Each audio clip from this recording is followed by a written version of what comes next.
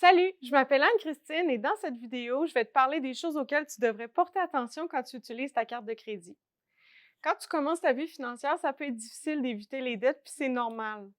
Mais comme tu le sais peut-être déjà, il existe des bonnes dettes, autrement dit celles qui te permettent de te construire un actif, comme un prêt hypothécaire, mais il y a aussi des dettes que tu ferais mieux d'éviter, comme un solde impayé qui traîne sur une carte de crédit. Une carte de crédit, c'est pratique, mais il faut savoir bien s'en servir. Quand tu utilises ta carte de crédit puis que tu rembourses tout à la fin du mois, ben, tu ne paies pas d'intérêt. Donc, ce que tu avais payé 100 te coûte réellement 100. Mais là, tu te demandes peut-être qu'est-ce qui arrive si je ne rembourse pas tout à la fin du mois?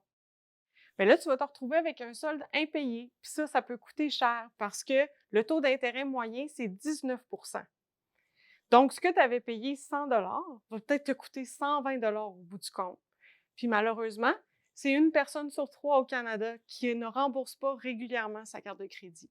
Allons-y avec un exemple. Disons que tu t'achètes un divan à 2000 le 15 janvier, puis que ta période de facturation se termine le 1er février. Bien ça veut dire que tu vas avoir jusqu'au 21 février pour rembourser ton 2000 sans que des intérêts s'ajoutent. C'est ce qu'on appelle le délai de grâce. Disons que tu rembourses seulement la moitié de ta dette pendant le délai de grâce. Eh bien, tu vas quand même payer des intérêts sur l'entièreté du 2000 et ce, à partir du jour où tu as fait ton achat. Si tu rembourses le reste un mois plus tard, disons le 21 mars, eh bien, tu vas avoir payé environ 69 d'intérêt si on fait le calcul avec un taux à 19. Alors oui, ça monte vite.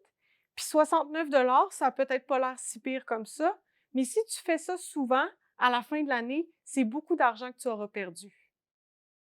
Donc, tu devrais utiliser ta carte de crédit seulement pour les dépenses que tu es sûr de pouvoir rembourser au complet à la fin du mois. C'est pas mal moins stressant. Il faut aussi éviter de payer seulement le montant minimum à chaque mois parce que là encore, tu vas payer beaucoup d'intérêts et ça va te prendre plus de temps pour rembourser ta dette. Pour revenir à l'exemple du divan à 2000 acheté avec ta carte de crédit, ben, si tu faisais le paiement minimum de 4,5 par mois, eh bien, ça te prendrait 2 ans et 4 mois pour le rembourser. Puis à la fin de tout ça, tu aurais payé environ 485 d'intérêt sur un divan qui valait 2000 à l'origine. Cet argent-là serait pas mal mieux dans un CELI. Puis si tu ne sais pas c'est quoi un CELI, je te recommande d'aller écouter notre autre vidéo là-dessus. Conseil pour ton futur toi. Ta carte de crédit te permet aussi de bâtir ton dossier de crédit, qui est un peu comme ta réputation financière. C'est donc une autre bonne raison de bien t'en servir. D'ailleurs, tu devrais aller vérifier ton dossier de crédit au moins une fois par année, ne serait-ce que pour vérifier s'il y a des erreurs ou si quelqu'un aurait fait une demande de crédit à ton insu.